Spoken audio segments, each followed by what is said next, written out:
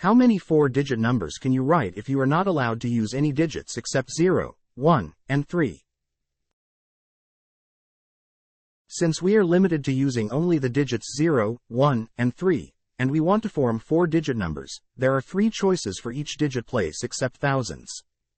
For thousands digit place, there can only be 2 choices 1 or 3 because 0 cannot be written as the first digit.